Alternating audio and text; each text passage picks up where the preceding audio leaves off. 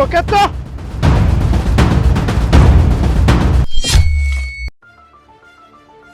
Sir আপনি sir আমি বুঝতে পারিনি যে আপনি স্যার আমার ভুল হয়ে গেছে আমাকে ক্ষমা করে দিন।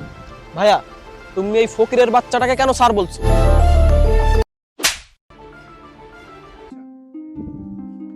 হ্যালো, এক্সকিউজ মি, একটু এদিকে আসবেন? জি বলুন। আচ্ছা, এইখানে রাকিব সাহেবের বাসাটা কোথায়? আশেপাশে তো কাউকে দেখতেছি না, তাই আপনাকে বললাম। রাকিব সাহেবের কাছে আপনার কি দরকার? ওনাকে দিয়ে আপনি কি করবেন? সেটা আপনাকে কেন বলবো? আপনি চেনেন কিনা সেটা বলুন, না হলে বলার দরকার নাই। আরে রাকিব ভাইকে আমি চিনি, আপনি বলুন কি সমস্যা? এই বললাম না এইসব জেনে আপনার কোনো লাভ নেই, তারপরেও কেন শুধু শুধু কথা ঘুরাচ্ছেন? আরে ভাই আমি বললাম তো কি সমস্যা, আমাকে বলুন। এই কিশোর, তোকে কেন বলতে হবে? ভালো কথা কানে যায় না? হ্যাঁ, আরে আপনি দেখি রেগে যাচ্ছেন, এভাবে কেন কথা বলছেন? এইভাবে বলবো না তো কিভাবে বলবো? আমার পার্সোনাল কথা তোকে কেন বলতে যাব? আর তাছাড়া তুই হচ্ছে এই এলাকার গরিব কৃষক খ্যাত, এসব জেনে তোর কি লাভ? কেন কৃষকরা কি মানুষ না? কৃষকদের আপনাদের কাছে কি মনে হয়? রাকিবের কাছে কি দরকার সেটা আমাকে বলুন। এই তোর মতন গরিব কৃষক ছোট লোকের সাথে কথা বলার ইচ্ছা আমার নাই। আর তাছাড়া একটা বিপদে পড়েছি, তাই তোর কাছে জিজ্ঞেস করছি। দেখুন, আপনি যদি বলেন তাহলে ভালো, না হলে এখান থেকে যান তো।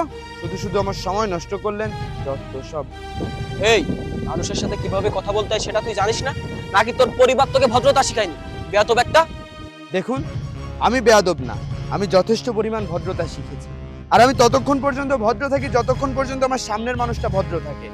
যত সব, নিজেই অভদ্র আবার অন্যকে ভদ্রতা শেখায়। এই দাঁড়া, বুঝতে পেরেছি তুই মনে হয় আমাকে চিনতে পারিসনি। তুই যদি আমাকে চিনতে পারতিস তাহলে তুই আমার সাথে এরকম ব্যবহার করতিস না। ওরে বাবা, তা আপনি কোন লাট সাহেব, কোন রাজ্যের রাজা? আপনার পরিচয়টা একটু দিন তো। আমি তোকে যে রাকিব সাহেবের কথা বললাম না, আমার বড় ভাই তার কোম্পানির ম্যানেজার। সে যদি একবার জানতে পারে তাহলে তোর কি অবস্থা হবে তুই জানিস? দেখুন, আমি আপনার সাথে এমন কোনো খারাপ ব্যবহার করিনি যাতে অন্য কেউ এসে আমাকে বেশি কথা বলবে বা আমার গায়ে হাত তুলবে, বরং আপনি আমার সাথে খারাপ ব্যবহার করেছেন। বুঝতে পেরেছেন? তোর কথা শুনে মনে হচ্ছে তোকে একটা চট দিয়ে তোর গালটা লাল করে দিই, কিন্তু তুই তো গরিব ছোট লোক ফকিরের বাচ্চা। তোর গায়ে হাত দিয়ে আমার এই হাতটা নোংরা করতে চাচ্ছি না।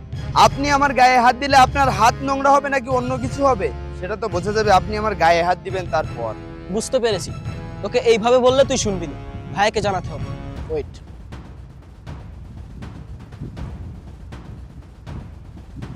হ্যালো ভাইয়া, হ্যাঁ এইখানে আমি একটা ছেলের কাছে রাকিব সাহেবের বাসার ঠিকানা জিজ্ঞেস করছি, কিন্তু সে আমাকে জানা তাই বলে যাচ্ছে। ভাইয়া তুমি একটু দ্রুত এই কালীখোলায় এই বিলের পাশে চলে আসো তো।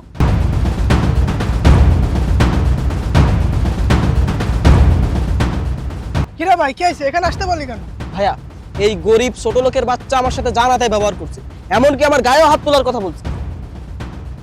এই কে রে তুই? তুই আমার ভাইয়ের সাথে খারাপ ব্যবহার করেছিস, তোর কানের নিচে দুইটা দেবো। এই কিরে কথা বলিস না কেন? ওকে তো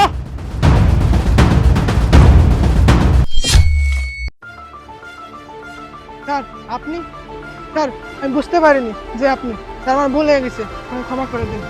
ভাইয়া তুমি এই ফকিরের বাচ্চাটাকে কেন স্যার বলছো? এই তুই জানিস উনি কে? উনি আমার স্যার, উনি রাকিব সাহেব। তুই ওনার সাথে খারাপ ব্যবহার করেছিস, তোকে তো। দাঁড়ান, শাসন বারণ যা করার বাড়িতে গিয়ে করবেন। আপনি কেমন ভাই? হ্যাঁ, আপনার ভাই একজনকে মারার জন্য আসতে বললো আর আপনি অমনি নাচতে নাচতে চলে আসলেন।